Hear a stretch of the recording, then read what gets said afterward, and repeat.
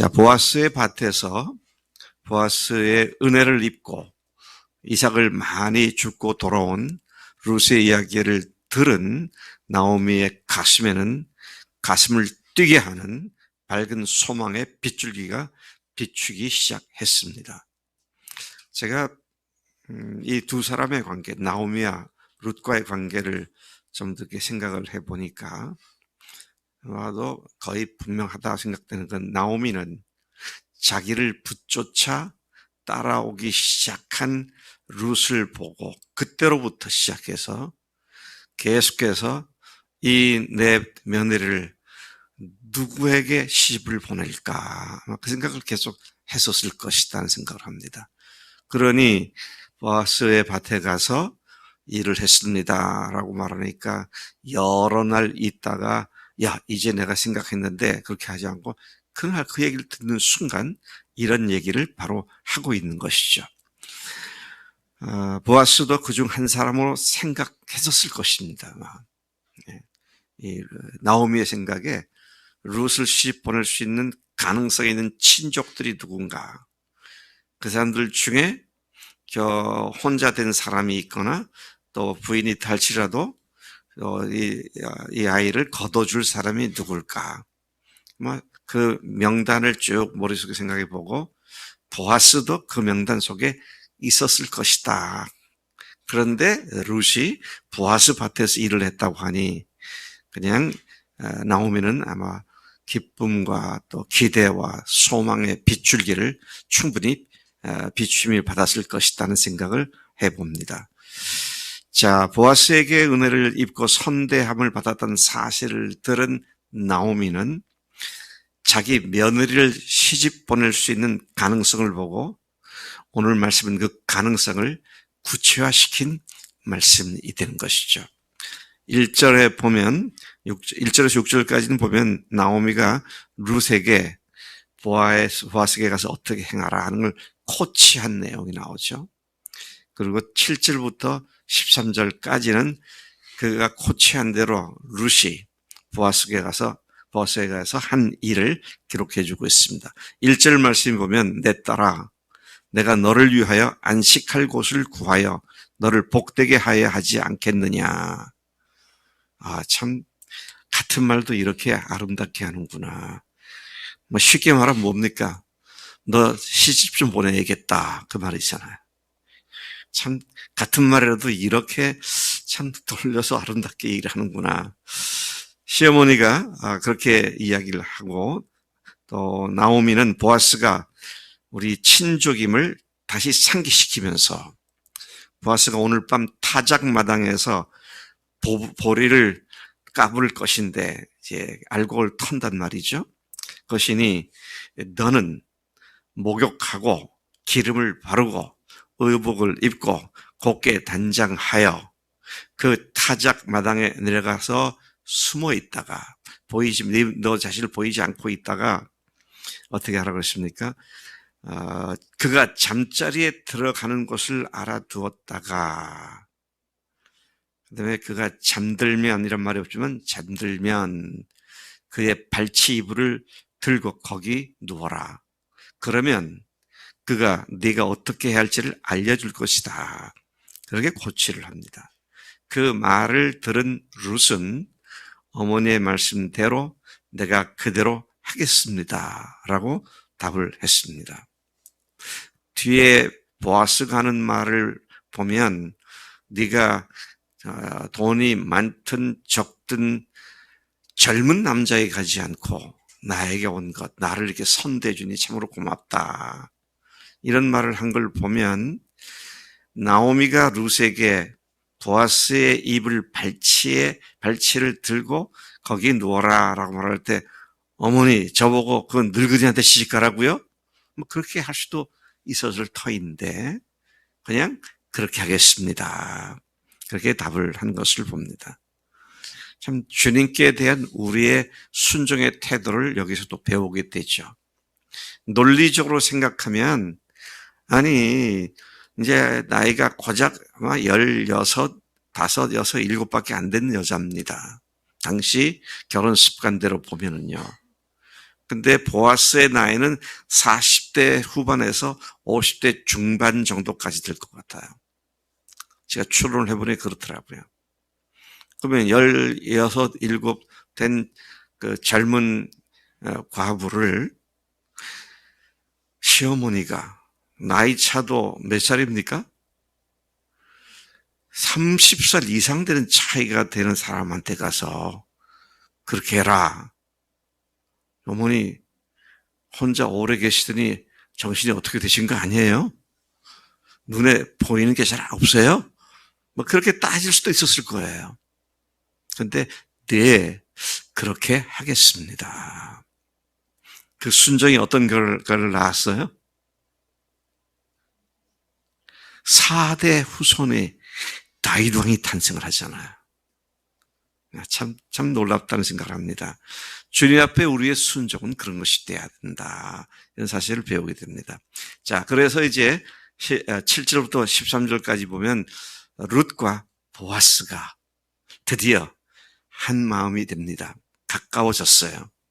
그날 밤 보아스가 타작마당에서 먹고 마시고 즐거워했습니다. 보아스의 집은 베들레헴 성 안이었고 그의 밭은 거기서 좀 더 떨어진 거리에 있었으니까 또 밤에 타작을 했다라는 걸 보면 타작 끝난 뒤에 그 밤에 집으로 돌아갈 수 있는 상황이 아니니까 보통 지주들이 그냥 그곳에서 적당한 곳에서 잠을 잤던 것 같습니다. 근데 그가 먹고 마시고 즐거워했고 그리고는 곡식단 더미 끝에 누웠다 그랬습니다. 곡식단을 갖다 쭉 이제 더미를 만들었잖아요. 그럼 그 끝에다가 막 길게 이렇게 쌓아뒀던 것 같은데 끝에다가 그가 잠자리를 하고 누웠다 그랬습니다. 이에 룻이 가만히 가서 그의 발치 이불을 들고 거기 누웠습니다. 8절에 보니까 밤중에 보아스가 그런 걸 보니까 잠이 들었던 것 같아요. 잠이 들었다가 뭔가 뭔 뒤척이 났는지 잠에서 깬 보아스가 놀라서 몸을 돌이켜 보니 한 여인이 자기 발치에 누워있는 것을 보게 되죠. 놀란 보아스가 묻습니다. 내가 누구냐? 룻이 대답합니다. 나는 당신의 여종 루시온이 당신의 옷자락을 펴 당신의 여종을 덮으소서 당신의 기업 물을 자입니다. 당신이 내 고엘입니다. 그렇게 얘기를 하죠. 네. 보아스가 대답합니다. 내 딸아 여호와께서 내게 복 주시기를 원하노라. 저는 이번에 룻을 묵상하면서 룻기를 묵상하면서요. 특별히 제 눈길을 끄는 게 이 인사입니다. 만날 때마다 여호와께서 내게 복 주시기를 원하노라. 제가 이걸 우리 교회 인사말로 바꿨으면 좋겠다. 근데 영어로는 아주 간단하게 나와요. God bless you. 세 단어인데 God bless you 그러잖아요. 우리말로는 주께서 복을 주시기를 이렇게 하지 않겠는가. 주께서 당신에게 복을 주시기를. 네.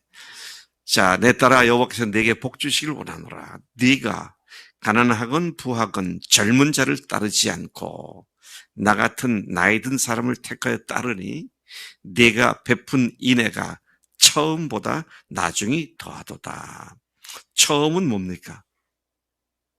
시어머니를 따랐던 것이고요. 나중은 뭐예요? 보아스 자신을 택한 것을 얘기하는 것이죠. 그러니까 참 네가 이렇게 뒤가 훨씬 더 귀하게 나한테 다가온다. 그런 말이죠. 여러분 우리들의 삶이 이런 것입니다.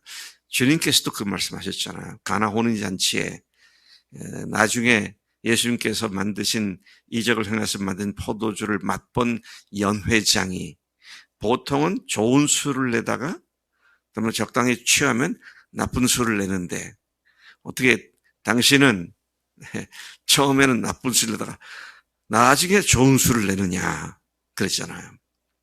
그리스도의 삶은 갈수록 더 좋아지고 더 아름다워지는 것이지 처음에는 반짝하면서 뭐 대단한 믿음을 가진 것처럼 그러다가 나중에 가서는 전혀 엉터리가 되어버리는 이런 게 그리스도의 삶이 아니다. 네. 우리가 나중이 처음보다 더 나은 그런 삶이 정상적인 그리스도의 삶이다. 이 사실을 깊이 명심할 필요가 있을 것 같습니다. 자, 지금 말한 거에 뭐라고 했어요? 이제 내 딸아 두려워하지 말라. 내가 네 말대로 하겠다 그랬어요. 네 말대로는 뭡니까? 네 고엘이 되겠다 그런 말이죠. 네 고엘이 되겠다. 네가 현숙한 여자인 줄을 나의 성읍 백성이 다 아느니라.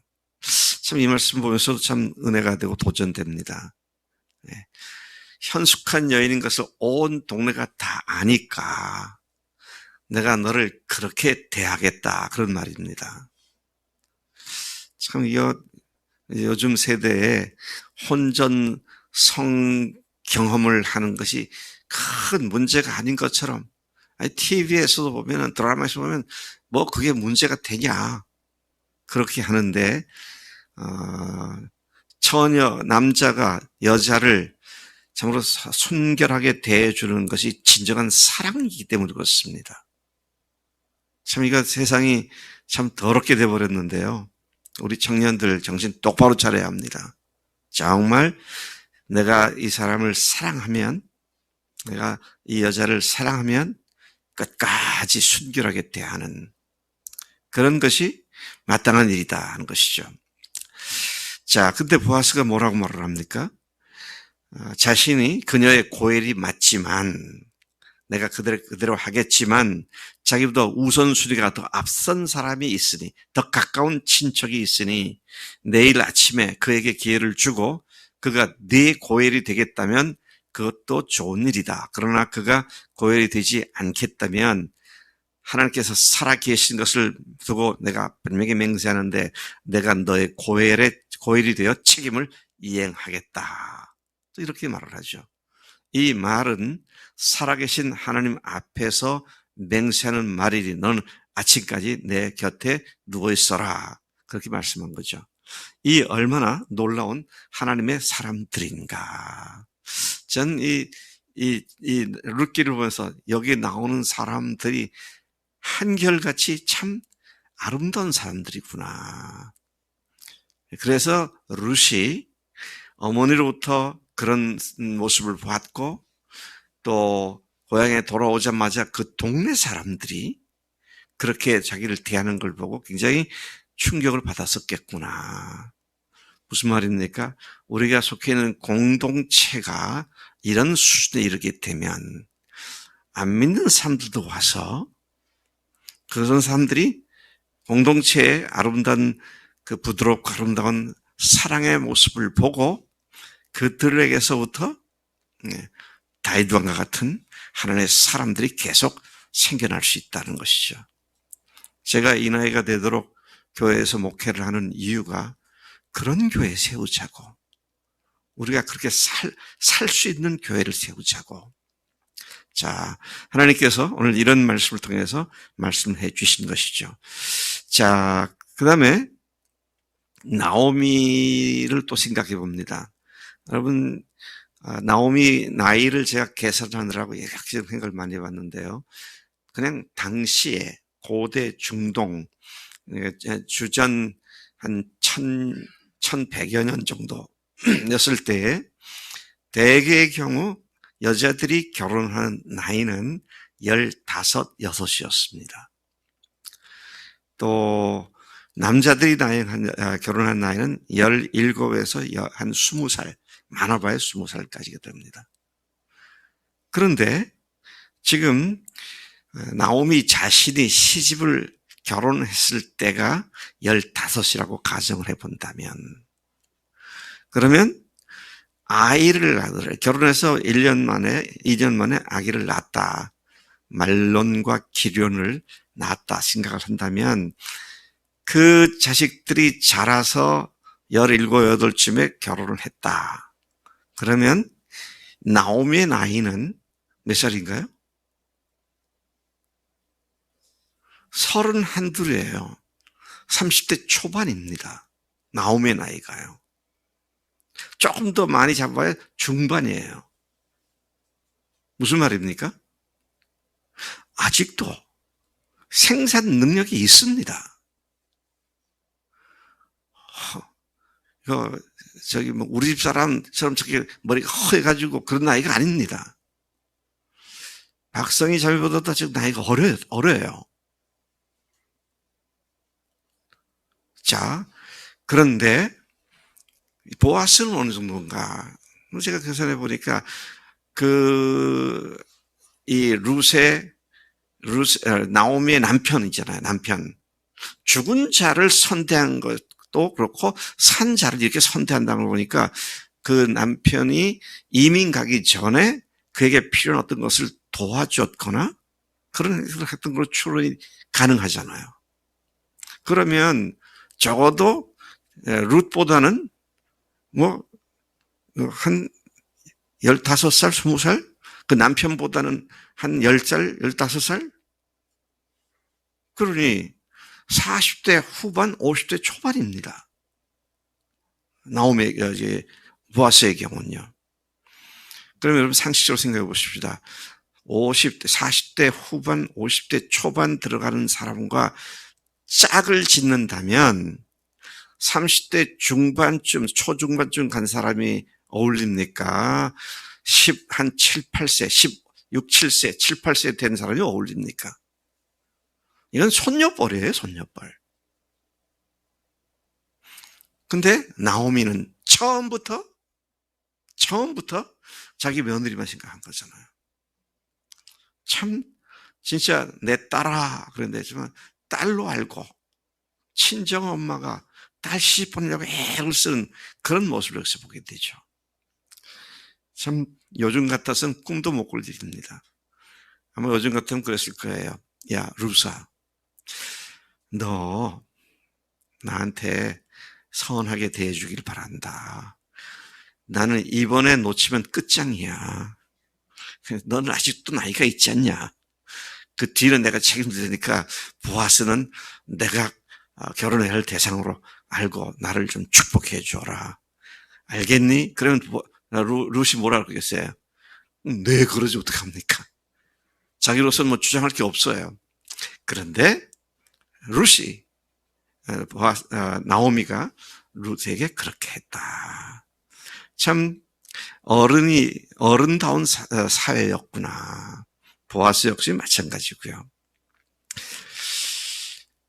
참 요즘 같았으면요, 참 남자들이 젊은 여자가 자기한테 다가왔다 그러면 그날 다 끝장냈을 것 같아. 근데 내일 아침에 나보다 우선순위가 앞에 있는 사람이 있어. 그러니 너는 내 말을 듣고 그렇게 근데 내가 약속한다. 하나님의 이름으로 약속한다. 맹세한다. 그러면서 적절한 적법한 절차를 밟겠다고 하는 그런 모습을 보게 됩니다. 저는 아까도 말씀드렸습니다만 룻기를 보면서 어떻게 이런 사람들이 살고 있는 공동체인가 참 아름답다. 우리 교회도요, 이런 심성으로 익숙해진 그런 교인들이 되어서 주님께서 우리 속에서 마음껏 역사하시는 그런 교회가 되기를 간절히 소망합니다. 아버지 하나님 감사합니다. 룻기를 통하여 참으로 아름다운 이야기들을 저희들에게 들려주시니 감사합니다. 여기서 주님도 볼 수 있고 또 하나님의 무한하신 사랑도 보게 됩니다. 하나님의 사람들의 마땅한 거룩한 삶의 모습, 우리가 그러한 교회 공동체가 되게 하시고 그런 하나님의 삶 되도록 역사해 주실 것을 믿습니다. 감사하고 예수님의 이름으로 기도했사옵나이다. 아멘. 아멘.